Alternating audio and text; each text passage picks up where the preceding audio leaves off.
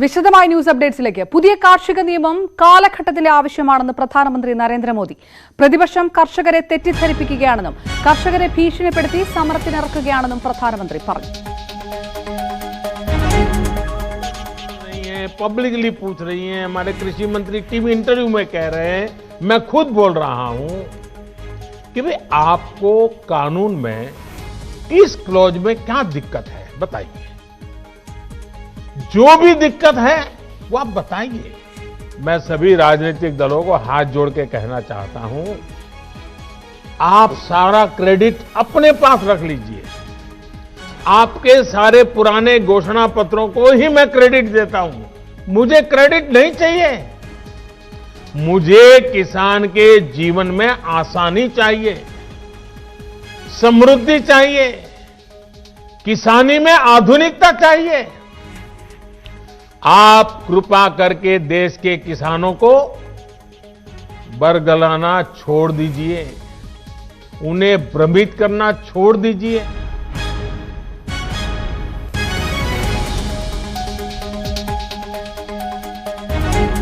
മധ്യപ്രദേശിലെ കർഷകരെ അഭിസംബോധന ചെയ്ത് സംസാരിക്കുകയായിരുന്നു പ്രധാനമന്ത്രി. വിവരങ്ങളുമായി KP അഭിലാഷ് ചേരുന്നു. അഭിലാഷ്, സമരം 20 ദിവസം കഴിഞ്ഞും പിന്നെയും മുന്നോട്ട് പോകുമ്പോഴും നിയമം പിൻവലിക്കുന്ന നിലപാട് സർക്കാരിന്റെ ഭാഗത്തുനിന്നുണ്ടാവുകയില്ല എന്ന് വ്യക്തമാക്കുക കൂടിയാണ് പ്രധാനമന്ത്രി നരേന്ദ്രമോദി. ഏത് രീതിയിലുള്ള പ്രതികരണങ്ങളാണ് അദ്ദേഹത്തിന്റെ പ്രസ്താവനയ്ക്ക് ശേഷം ഉണ്ടാകുന്നത്? അപർണ, അല്പസമയം മുമ്പാണ് പ്രധാനമന്ത്രി മധ്യപ്രദേശിലെ കർഷകരെ അഭിസംബോധന ചെയ്ത് കഴിഞ്ഞത്. ഇതുവരെയും മറ്റു പ്രതികരണങ്ങൾ ഒന്നും തന്നെ ഒരു ഭാഗത്തു നിന്നും ഉണ്ടായിട്ടില്ല. അതിന് സമയം ഇനിയും വേണം. എന്തായാലും കാർഷിക നിയമത്തിനെതിരായ പ്രതിഷേധം ശക്തമായതിനു ശേഷം പ്രധാനമന്ത്രി പല വേദികളിലും പരോക്ഷമായി കാർഷിക നിയമവുമായി ബന്ധപ്പെട്ട വിഷയങ്ങൾ സംസാരിച്ചിരുന്നുവെങ്കിലും നേരിട്ട് ഈ വിഷയത്തെ അഭിസംബോധന ചെയ്തത് ഇപ്പോഴായിരുന്നു. കർഷകരുടെ ജീവിത നിലവാരം ഉയർത്തുന്നതിന് വേണ്ടിയാണ് പുതിയ കാർഷിക നിയമം തയ്യാറാക്കിയത് എന്ന് അദ്ദേഹം വ്യക്തമാക്കിയിരിക്കുന്നു. പുതിയ നിയമം കാർഷിക ഉൽപ്പന്നങ്ങൾക്ക് ഏറ്റവും ഉയർന്ന വിലയാണ് ഉറപ്പാക്കുന്നത്. അതോടൊപ്പം തന്നെ പുതിയ നിയമത്തിൽ ആരെങ്കിലുമായി കർഷകർ ധാരണയിൽ ഒപ്പിടണം എന്ന വ്യവസ്ഥകൾ ഇല്ല. താങ്ങുവില ഇനിയും തുടരുക തന്നെ ചെയ്യും. പുതിയ നിയമവും താങ്ങുവിലയും തമ്മിൽ ഒരു ബന്ധവുമില്ല. 6 മാസം മുമ്പ് തന്നെ പുതിയ നിയമം നടപ്പിലാക്കിയതാണ്. അതിനുശേഷവും സർക്കാർ താങ്ങുവിലകൾ പ്രഖ്യാപിച്ചിട്ടുണ്ട്. അതോടൊപ്പം തന്നെ പ്രാദേശിക വിപണി സമ്പ്രദായം തുടരുകയും ചെയ്യും എന്ന് പ്രധാനമന്ത്രി വ്യക്തമാക്കുന്നു. താങ്ങുവില ഉൾപ്പെടെയുള്ള കാര്യങ്ങളിൽ അനാവശ്യമായ അഭ്യൂഹങ്ങളാണ് പ്രതിപക്ഷം പരത്തുന്നത് എന്ന് വിമർശിച്ച പ്രധാനമന്ത്രി പ്രതിപക്ഷത്തിനെതിരെ ആഞ്ഞടിക്കുകയും ചെയ്തു. അധികാരത്തിലിരുന്നപ്പോൾ വോട്ട് ബാങ്കായി മാത്രം കർഷകരെ കാണുകയും വാഗ്ദാനങ്ങൾ നൽകുകയും ചെയ്തവരാണ് ഇപ്പോൾ വിമർശനവുമായി എത്തിയിരിക്കുന്നത്. പ്രകടന പത്രികയിലടക്കം കാർഷിക നിയമങ്ങൾ പരിഷ്കരിക്കുമെന്ന് വ്യക്തമാക്കിയ കോൺഗ്രസ് ഇപ്പോൾ കർഷകരെ നിർബന്ധിച്ച് പ്രതിഷേധത്തിന് സമരത്തിനായി അയച്ചിരിക്കുകയാണ് എന്ന് പറയുന്നു. പ്രതിപക്ഷം കർഷകരെ തെറ്റിദ്ധരിപ്പിക്കുകയാണ്. പ്രതിപക്ഷം കർഷകരെ തെറ്റിദ്ധരിപ്പിച്ചുകൊണ്ട് സമരത്തിനിറക്കുകയാണെന്ന് മോദി മധ്യപ്രദേശിൽ കർഷകരെ അഭിസംബോധന ചെയ്തുകൊണ്ട് സംസാരിക്കും. KPCC അധ്യക്ഷൻ മുല്ലപ്പള്ളി രാമചന്ദ്രൻ ഇപ്പോൾ മാധ്യമങ്ങളെ ഇന്നലെ നടന്ന പൊളിറ്റിക്കൽ അഫയേഴ്സ് കമ്മിറ്റി യോഗത്തിൽ എല്ലാ അംഗങ്ങളും പങ്കെടുക്കേണ്ടായി. നേരിട്ട് വരാൻ കഴിയാത്ത ആളുകൾ ഓൺലൈനിലാണ് പങ്കെടുത്തത്. തികച്ചും ആരോഗ്യകരവും ഫലപ്രദവുമായ ചർച്ചകളാണ് പൊളിറ്റിക്കൽ അഫയേഴ്സ് കമ്മിറ്റിയിൽ ആദ്യവസാനം നടന്നത്.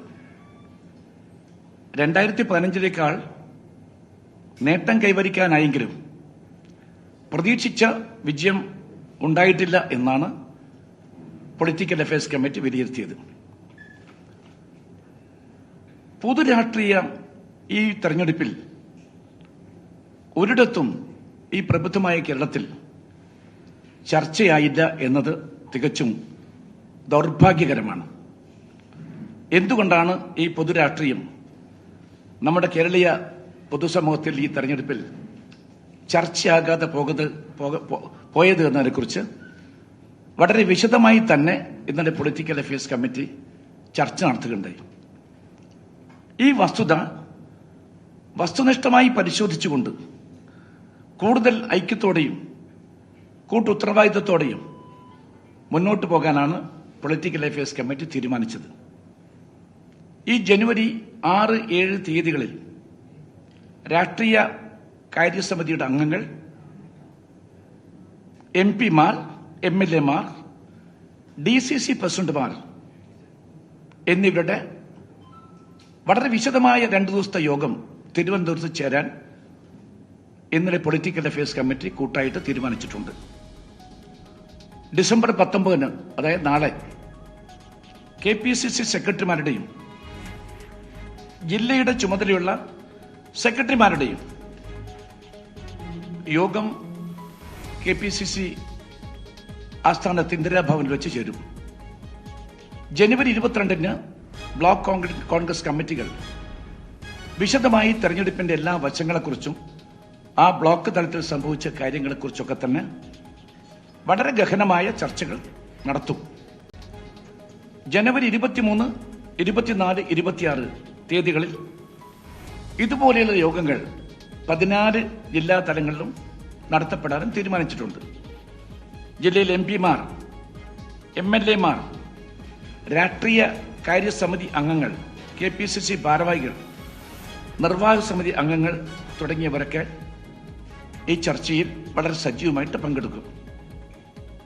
23-ാം തീയതി കാസർഗോഡ്, കണ്ണൂർ, വയനാട്, കോഴിക്കോട്, മലപ്പുറം, പാലക്കാട് ജില്ലകളിലും 24-ന് കൊല്ലം, പത്തനംതിട്ട, തിരുവനന്തപുരം, 26-ന് തൃശൂർ, എറണാകുളം, ഇടുക്കി, കോട്ടയം, ആലപ്പുഴ എന്നിങ്ങനെയാണ് യോഗങ്ങൾ ചേരാൻ വേണ്ടി തീരുമാനിച്ചിട്ടുള്ളത്. ജനങ്ങൾക്കിടയിൽ തെറ്റിദ്ധാരണയുണ്ടാക്കുന്ന പ്രചരണങ്ങളെ ഫലപ്രദമായി നേരിടാൻ സാധിച്ചില്ല എന്ന പൊതുവിലയിരുത്തലാണ് പൊളിറ്റിക്കൽ അഫയേഴ്സ് കമ്മിറ്റിയിൽ ഇന്നലെ നടന്നത്. UDF ഭരണകാലത്ത് ക്ഷേമ പെൻഷനുകൾ, അതുപോലെ ആരോഗ്യ മേഖലയിൽ കൊണ്ടുവന്നിട്ടുള്ള മികച്ച നേട്ടങ്ങൾ ഈ സർക്കാരിനെ അപേക്ഷിച്ച് എത്രയോ മുൻപന്തിയിലായിരുന്നു എന്ന കാര്യം ഇന്നലെ ചർച്ചയിൽ പങ്കെടുത്ത മുഴുവൻ ആളുകളും ഏകകണ്ഠമായി തന്നെ അത് അംഗീകരിക്കുകയും അതിനെ വിലയിരുത്തുകയും ചെയ്തതും ഞാൻ ഈ സന്ദർഭത്തിൽ അനുസ്മരിക്കുകയാണ്. അതാണ് സാഹചര്യം. പക്ഷേ അത് വേണ്ട വിധത്തിൽ ജനങ്ങളുടെ ഇടയിൽ ചർച്ചയാക്കാനോ ജനമനസ്സുകളിൽ അതെത്തിക്കാനോ സാധിച്ചിട്ടില്ല എന്നത് യോഗം ഒരാത്മവിമർശന രൂപത്തിൽ തന്നെ വിലയിരുത്തുകയുണ്ടായി.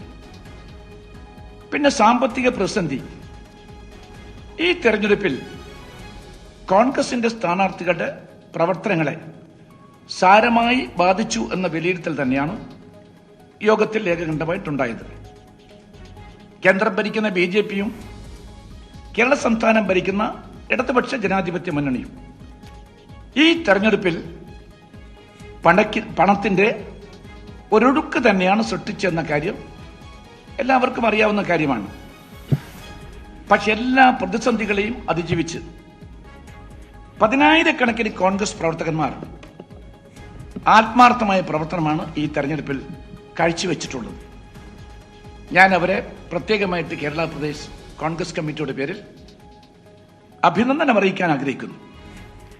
ഈ പാർട്ടിയുടെ കരുത്തും ശക്തിയും പ്രതിബദ്ധതയും പാർട്ടിയോട് അചഞ്ചലമായ കൂറുമുള്ള ഇങ്ങനെയുള്ള 10,000-കണക്കിന് പ്രവർത്തകന്മാർ തന്നെയാണ്. അവരുടെ മനോവീര്യം വരാൻ പോകുന്ന അസംബ്ലി തെരഞ്ഞെടുപ്പിൽ പാർട്ടിയെ ഉജ്ജ്വലമായ വിജയത്തിൽ എത്തിക്കുമെന്ന ശുഭാപ്തി വിശ്വാസം തന്നെയാണ് പൊളിറ്റിക്കൽ അഫയേഴ്സ് കമ്മിറ്റിയിൽ ഇന്നലെ പങ്കെടുത്ത അംഗങ്ങളെല്ലാം തന്നെ പ്രകടിപ്പിച്ചത് എന്ന കാര്യവും ഞാൻ അറിയിക്കുകയാണ്. ഇത്രയും കാര്യങ്ങളാണ് ഇന്നലെ നടന്ന പൊളിറ്റിക്കൽ അഫയേഴ്സ് കമ്മിറ്റിയിൽ നടന്ന യോഗങ്ങളെക്കുറിച്ച് എനിക്കിപ്പോൾ നിങ്ങളോട് പറയാനുള്ളത്.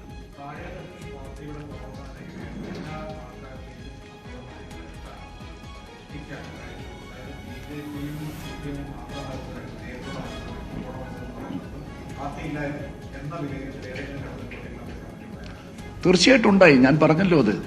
കാരണം സന്ദേശം കൃത്യമായിട്ടും താഴെ തലങ്ങളിൽ എത്തിക്കുന്ന കാര്യത്തിൽ പരാജയപ്പെട്ടു എന്ന് പറഞ്ഞിട്ടുണ്ട്. അത് കേരള പ്രദേശ് കോൺഗ്രസ് കമ്മിറ്റിയുടെ പരാജയം എന്ന് പറയുന്നതിൽ അർത്ഥമില്ല. ഒരു പാർട്ടി സംവിധാനം എന്ന് പറഞ്ഞു കഴിഞ്ഞാൽ നിരവധി ഘടകങ്ങൾ ചേർന്നാണല്ലോ ഒരു പാർട്ടി സംവിധാനം. അപ്പോൾ ആ പരാജയത്തെക്കുറിച്ച്, ആ വീഴ്ചയെക്കുറിച്ച് സത്യസന്ധമായ ഒരു വിശകലനമാണ് നടത്തേണ്ടതായിട്ടുള്ളത്. അത് നടത്താൻ വേണ്ടിയിട്ട് തന്നെയാണ് 2 ദിവസം 6, 7 തീയതികളിൽ പൊളിറ്റിക്കൽ അഫയേഴ്സ് കമ്മിറ്റി അടക്കം ഉന്നത നേതാക്കന്മാരുടെ MP-മാരുണ്ടതിൽ, അതുപോലെ തന്നെ ഉന്നത നേതാക്കന്മാരെയൊക്കെ തന്നെ വിളിച്ചുകൊണ്ട് സമഗ്രമായി, സമീപകാലത്തൊന്നും അത്തരം യോഗങ്ങൾ നടത്തപ്പെടാറില്ല, 2 ദിവസം പൂർണ്ണമായിട്ടും അതിനു വേണ്ടിയിട്ട് നേതാക്കന്മാർ സമയം കണ്ടെത്തിയിരിക്കുകയാണ്. അത്രയും ഗൗരവത്തോടുകൂടി തന്നെയാണ് ആ കാര്യങ്ങളെ ഞങ്ങൾ വിലയിരുത്തിയിട്ടുള്ളത്. അതേ ഞാൻ പറഞ്ഞല്ലോ, അതേക്കുറിച്ചൊക്കെ തന്നെ വളരെ വിശദമായ ചർച്ചയാണ് നടത്തപ്പെടാൻ പോകുന്നത്. ഇന്നലെ അതേക്കുറിച്ചൊക്കെ തന്നെ ചർച്ചകൾ നടത്തി എന്ന കാര്യം ഞാൻ അംഗീകരിക്കുന്നു. എങ്കിൽ പോലും അതുകൊണ്ട് ഞങ്ങൾക്ക് സംതൃപ്തിയില്ല എന്നൊരൊറ്റ കാരണം കൊണ്ട് തന്നെയാണ്. തെറ്റുകൾ തിരുത്തണമല്ലോ, ആ തിരുത്തൽ പ്രക്രിയയ്ക്ക് പാർട്ടിയെ വിധേയമാക്കിക്കൊണ്ട് മുന്നോട്ട് പോകണം. എങ്കിൽ ഞങ്ങളെ സംബന്ധിച്ചിടത്തോളം ഞങ്ങൾക്ക് യാതൊരു നൈരാശ്യവുമില്ല. സാധാരണ ലോക്കൽ ബോഡി തെരഞ്ഞെടുപ്പ് കഴിഞ്ഞാൽ 2010 തെരഞ്ഞെടുപ്പ് ഒഴിച്ചാൽ ഒരു ലോക്കൽ ബോഡി തെരഞ്ഞെടുപ്പിൽ ഞങ്ങൾക്ക് കഴിഞ്ഞ 25 വർഷമായിട്ട് വിജയം നേടാൻ സാധിച്ചില്ല എന്ന യാഥാർത്ഥ്യവും ഞങ്ങൾക്കറിയാം. അത് വെച്ചുകൊണ്ട് തന്നെ വരാൻ പോകുന്ന നിയമസഭാ തെരഞ്ഞെടുപ്പിൽ അതാണ് ഞാൻ ശുഭാപ്തി വിശ്വാസം പ്രകടിപ്പിച്ചത്. ഇവിടെ 10,000-കണക്കായ ഞങ്ങളുടെ പ്രവർത്തകന്മാരുണ്ട്, വളരെ നല്ലവർ, ഒന്നും പ്രതീക്ഷിക്കാതെ അവർ നടത്തിയിട്ട ത്യാഗനിർഭരമായ സേവനം അത് ഈ പാർട്ടിക്ക് കരുത്താണ്, ഈ പാർട്ടിക്ക് ആവേശമാണ്. അവരിൽ പ്രതീക്ഷ അർപ്പിച്ചുകൊണ്ടാണ് KPCC അധ്യക്ഷന്റെ നേതൃത്വത്തിൽ ഞാനും പൊളിറ്റിക്കൽ അഫയേഴ്സ് കമ്മിറ്റി മുന്നോട്ട് വന്നത്. അവരാണ് നാളത്തെ വിജയത്തിന്റെ ശില്പികളാകാൻ പോകുന്നത്. അവർ തന്നെയാണ് കഴിഞ്ഞ ലോക്സഭാ തെരഞ്ഞെടുപ്പിൽ 2020 അത് പറഞ്ഞപ്പോൾ 19 വിജയം നേടാൻ സാധിച്ചല്ലോ. ആ വിജയത്തിന്റെ ഉടമാവകാശികൾ കൂട്ടായ നേതൃത്വമാണ് എന്ന് ഞാൻ നിങ്ങളെ നോക്കിക്കൊണ്ട് ഇതേ ഹാൾ വെച്ച് പറയുകയുണ്ടായി. അതോടൊപ്പം ഞാൻ മറ്റൊരു കാര്യം പറഞ്ഞു. ഈ വിജയം ഞാൻ പൂർണ്ണമായിട്ടും സംസ്ഥാനത്ത് അങ്ങോളം ഇങ്ങോളമുള്ള യുവതീ യുവാക്കന്മാരായ പ്രതിബദ്ധതയുള്ള പാർട്ടി പ്രവർത്തകന്മാർക്ക് ഞാൻ സമർപ്പിക്കുന്നു എന്നാണ് പറഞ്ഞിരിക്കുന്നത്. അതിന്റെ എല്ലാ ബഹുമതിയും പാർട്ടിയുടെ കൂട്ടായ നേതൃത്വത്തിന്, അതുപോലെ തന്നെ പാർട്ടിക്ക് വേണ്ടി രാപ്പകൽ കഠിനാധ്വാനം ചെയ്യുന്ന പ്രവർത്തകന്മാർക്ക് വേണ്ടി ഞാൻ സമർപ്പിക്കുന്നു എന്നാണ് ഞാൻ പറഞ്ഞത്.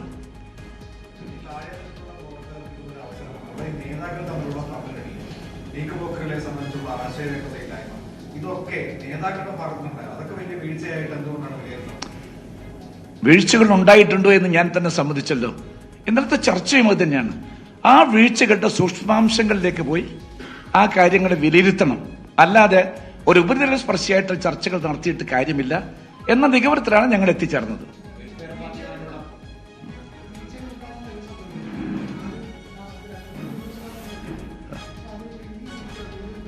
തീർച്ചയായിട്ടും പരിഹരിക്കാൻ സാധിക്കും. ഒരു റെസീലിയന്റ് ആയിട്ടുള്ള ഒരു പാർട്ടിയാണ് ഇന്ത്യൻ നാഷണൽ കോൺഗ്രസ്. എല്ലാ കാലത്തും ഞങ്ങൾക്കൊരു പ്രശ്നമല്ല. കാരണം ഞങ്ങളുടെ ക്യാഡേഴ്സ് അത്രയും നല്ലവരാണ്. ഈ നിങ്ങൾക്കറിയാമല്ലോ, നിങ്ങൾ തന്നെയായിട്ട് പലപ്പോഴും എന്നോടും പറഞ്ഞത്, കോവിഡ് കാലത്ത് ഈ പാർട്ടി പ്രവർത്തകന്മാർ ആരുടെയും സഹായമില്ലാതെയാണ് അവർ ജനസേവനത്തിന് മുൻപന്തിയിൽ നിന്നുകൊണ്ട് ആരോഗ്യ ശുശ്രൂഷ രംഗത്ത് മാതൃകാപരമായ പ്രവർത്തനം കാഴ്ചവെച്ചെന്ന് പലയിടത്തെയും കാര്യങ്ങൾ ചൂണ്ടിക്കാണിച്ചുകൊണ്ട് നിങ്ങൾ തന്നെയാണ് എന്നെ ബോധ്യപ്പെടുത്തിയത്. അതുകൊണ്ട് എനിക്ക് ഈ കാര്യങ്ങളെക്കുറിച്ചൊക്കെ തന്നെ നന്നായിട്ട് അറിയാം. നല്ല പ്രവർത്തകന്മാരാണ്, ഒന്നും പ്രതീക്ഷിക്കില്ല. പക്ഷെ അവരുടെ മനോവീര്യം തകർക്കാൻ ഒരിക്കലും അനുവദിച്ചുകൂടാ.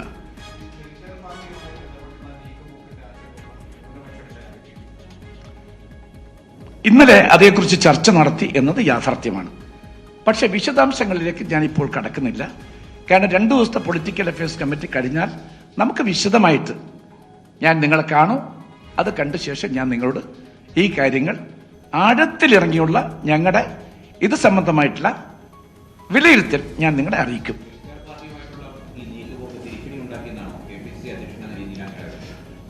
ഞാൻ പറഞ്ഞല്ലോ, എന്റെ അഭിപ്രായം ഓരോ ഘട്ടങ്ങളിൽ ഞാൻ പറഞ്ഞിട്ടുണ്ട് എന്നത് സത്യമാണ്. ഒരു പുതിയ വിവാദത്തിലേക്ക് ഒരിക്കലും പോകാൻ ഞാൻ ആഗ്രഹിക്കുന്ന ഒരാളല്ല. വിവാദങ്ങൾ സൃഷ്ടിച്ചുകൊണ്ട് വാർത്തയിൽ ഇടം പിടിക്കുക, അല്ലെങ്കിൽ ഹെഡ്ലൈൻ സ്ട്രൈക്ക് ചെയ്യുക, ഇതെന്റെ പൊളിറ്റിക്കൽ ശൈലിയുമല്ല. ഇത് ഞാൻ ഇഷ്ടപ്പെടുന്നുമില്ല. പറയേണ്ട കാര്യങ്ങൾ പറയേണ്ടടുത്ത് വളരെ ശക്തമായ ഭാഷയിൽ പറയുക, അത് നേരായ മാർഗത്തിൽ പറയുക, അല്ലാതെ ഒളിച്ചു വെച്ചുകൊണ്ട് പറയുന്ന സ്വഭാവം എനിക്കില്ല എന്നതുകൊണ്ട് പറയേണ്ടടുത്ത് ഞാൻ ഈ കാര്യം പറഞ്ഞിട്ടുണ്ട്. അത്ര മാത്രമേ ഞാൻ പറയുന്നുള്ളൂ.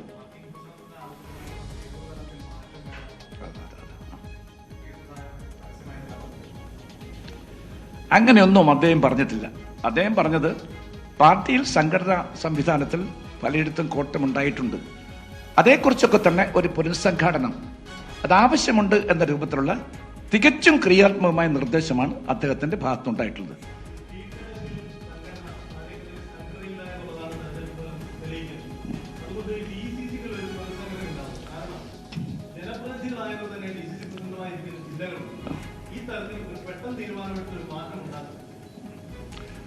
ഈ കാര്യത്തെക്കുറിച്ചും ഇന്നലെ ചർച്ച നടത്തിയിരുന്നു, അത് സത്യമാണ്. അതുകൊണ്ടാണ് ഞാൻ പറഞ്ഞിരിക്കുന്നത്, 2 ദിവസത്തെ പൊളിറ്റിക്കൽ അഫയേഴ്സ് കമ്മിറ്റിയും അതുപോലെ MP-മാരുടെയും മറ്റ് നേതാക്കന്മാരുടെയൊക്കെ തന്നെ വിശദമായ ആ ചർച്ചകൾക്ക് ശേഷം ആ തീരുമാനം വല്ലതുമുണ്ടെങ്കിൽ തീർച്ചയായിട്ടും ഞാൻ നിങ്ങളെ അറിയിക്കും.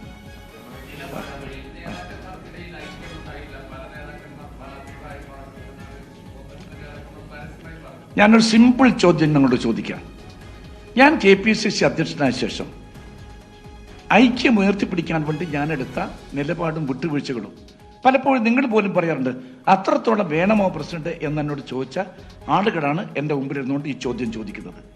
ഞാൻ ഒരിക്കൽ പോലും അച്ചടക്കം, ഈ പാർട്ടിയുടെ അന്തസ്സ് അതൊരിക്കൽ പോലും നശിപ്പിച്ചുകൂടാ എന്നാഗ്രഹിച്ചുകൊണ്ട് ആ കൂട്ടായ്മയിൽ വിശ്വസിച്ചുകൊണ്ട് തന്നെയാണ് ഞാൻ മുന്നോട്ട് പോയത്. അല്ലാതെ എൻ്റെ ഭാഗത്തുനിന്ന് ഏതെങ്കിലും തരത്തിലൊരു വീഴ്ചയുണ്ടായെന്ന് ഒരാളും പറയില്ല. ഞാൻ എല്ലാവരുമായിട്ടും ആലോചിച്ചുകൊണ്ട് എല്ലാവരുമായിട്ടും ചർച്ച നടത്തിക്കൊണ്ട് മാത്രമേ ഞാൻ തീരുമാനമെടുക്കാറ്. നിങ്ങൾക്കറിയാമല്ലോ, നിർണായകമായ എല്ലാ തീരുമാനമെടുക്കുമ്പോൾ ഇവിടുത്തെ ഫയൽ നോക്കിയാൽ നിങ്ങൾക്കറിയാം എത്ര പൊളിറ്റിക്കൽ അഫയേഴ്സ് കമ്മിറ്റി യോഗമാണ് നിരന്തരമായിട്ട് വിളിച്ചു ചേർക്കാറുള്ളത്. എല്ലാ ഘട്ടങ്ങളിലും വിളിച്ചു ചേർത്ത് എല്ലാവരുടെയും പ്രൗഢമായ അഭിപ്രായങ്ങൾ സംശീകരിച്ചുകൊണ്ട് മാത്രമേ ഒരു പ്രശ്നത്തിൽ നിലപാട് സ്വീകരിക്കാറുള്ളൂ. അത് തന്നെയാണ് എൻ്റെ ശൈലി.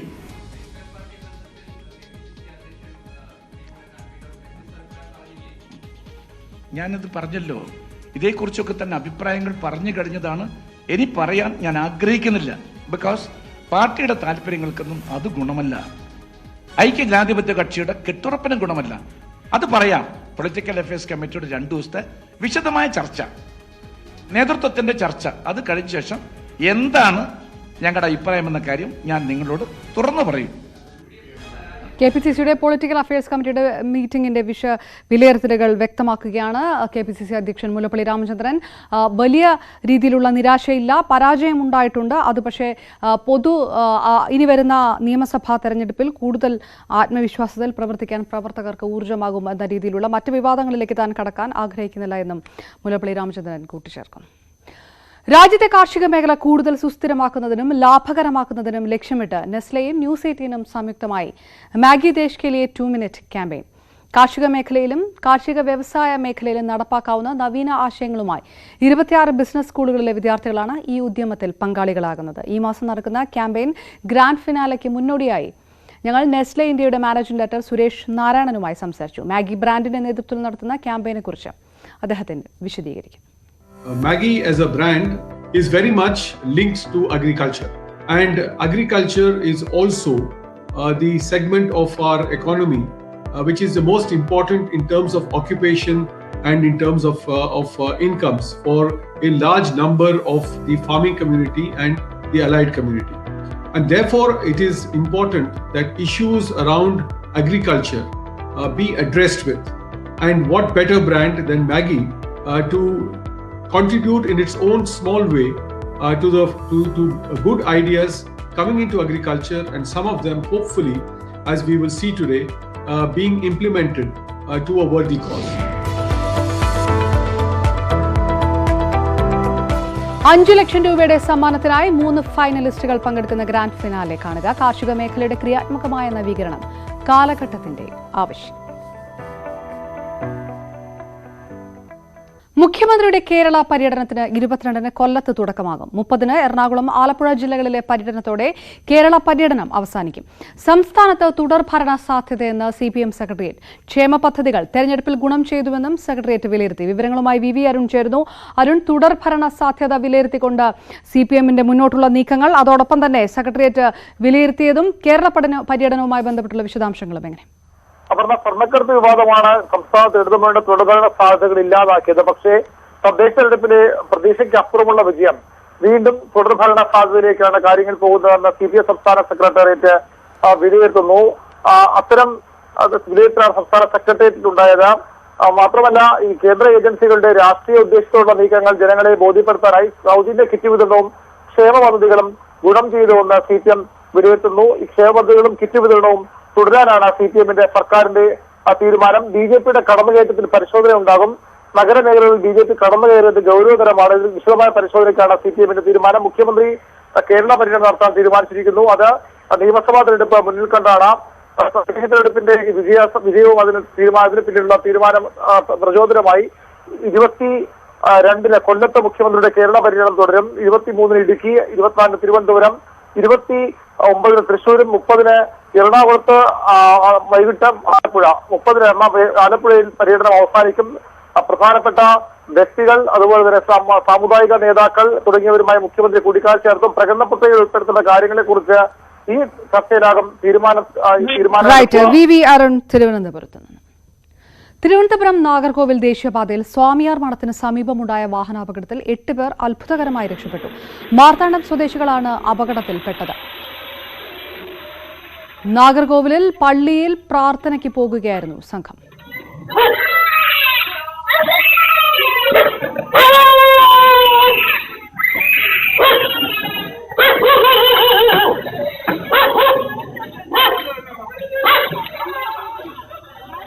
വിവരങ്ങളുമായി കന്യാകുമാരിയിൽ നിന്ന് സഞ്ജയ് ചേരും. സഞ്ജയ്, എപ്പോഴായിരുന്നു സംഭവം ഉണ്ടായത്? വിശദാംശങ്ങൾ. അപർണ, നാഗർകോവിൽ തിരുവനന്തപുരം ദേശീയപാതയിൽ മാർത്താണ്ഡത്തിനും തക്കലയുടെ സ്വാമിയാർ മഠത്തിൽ പുലർച്ചെ ഉണ്ടായ ഒരു അപകടത്തിന്റെ CCTV ദൃശ്യങ്ങളാണ് കണ്ടുകൊണ്ടിരിക്കുന്നത്. അതായത് അതിരാവിലെ മാർത്താണ്ഡ സ്വദേശിയായ സഹായദാസ് 56 വയസ്സ്, ഇദ്ദേഹത്തിന്റെ കുടുംബാംഗങ്ങളും അതുപോലെ സുഹൃത്തിന്റെ കുടുംബാംഗങ്ങൾ അടങ്ങിയ 8 പേർ അടങ്ങുന്ന സംഘം മാർത്താണ്ഡത്ത് നിന്ന് നാഗർകോവിലേക്ക് തന്റെ സ്വന്തം ടാറ്റാ സുമോ വാഹനത്തിൽ സഞ്ചരിക്കുകയായിരുന്നു. അപ്പോൾ നാഗർകോവിൽ നിന്ന് തിരുവനന്തപുരം ഭാഗത്തേക്ക് വരികയായിരുന്ന ലോറി അതിവേഗത്തിൽ വന്ന് ഈ ടാറ്റാ സുമോ വാഹനത്തിൽ ഇടിക്കുകയും ടാറ്റാ സുമോ പൂർണ്ണമായും തകർന്ന വാഹനത്തിൽ നിന്ന് 8 പേരും റോഡിന്റെ പല ഭാഗങ്ങളിലുമായി തെറിച്ചു വീഴുകയും അതീവ ഗുരുതരമായി പരിക്കേറ്റ ഇവരെ നാട്ടുകാരുടെ സഹായത്തോടെയും അതുവഴി സഞ്ചരിച്ച വാഹന യാത്രക്കാരുടെ സഹായത്തോടെയും മാർത്താണ്ഡം ഒരു സ്വകാര്യ ആശുപത്രി എത്തിക്കുകയായിരുന്നു. തുടർന്ന് അവിടെ ഈ അപകടം കണ്ടിരുന്ന നാട്ടുകാർ തക്കല പോലീസിന് വിവരമറിയിക്കുകയും ഹൈവേ പെട്രോൾ പരിശോധനയിൽ ഇരുന്ന പോലീസുകാർക്ക് തക്കല പോലീസ് വിവരമറിയിച്ചതിനെ തുടർന്ന് അതിവേഗത്തിൽ പോവുകയായിരുന്ന ലോറിയെ പിന്തുടർന്ന് പിടിക്കുകയായിരുന്നു. ഇത് വന്ന് കോവിൽപ്പെട്ടി ഭാഗത്തു നിന്നും വന്ന ലോറിയായിരുന്നു. അതിൽ ഇരുന്ന ഡ്രൈവർ നിന്നയാളെ അറസ്റ്റ് ചെയ്ത പോലീസ് കേസ് രജിസ്റ്റർ ചെയ്ത് അന്വേഷണം നടത്തിയിരുന്നു. അപകടത്തിൽ ഇപ്പോൾ 2 പേരുടെ നില അതീവ ഗുരുതരമാണ്. അപർണ. റൈറ്റ്, കന്യാകുമാരിയിൽ നിന്ന് സഞ്ജയ് ആണ് വിശദാംശങ്ങൾ നൽകിയത്. ന്യൂസ് അപ്ഡേറ്റ്സ് പൂർണ്ണമാകുന്നു. കൂടുതൽ വാർത്തകൾക്കും വിശദാംശങ്ങൾക്കും കാണുക മലയാളം ന്യൂസ്.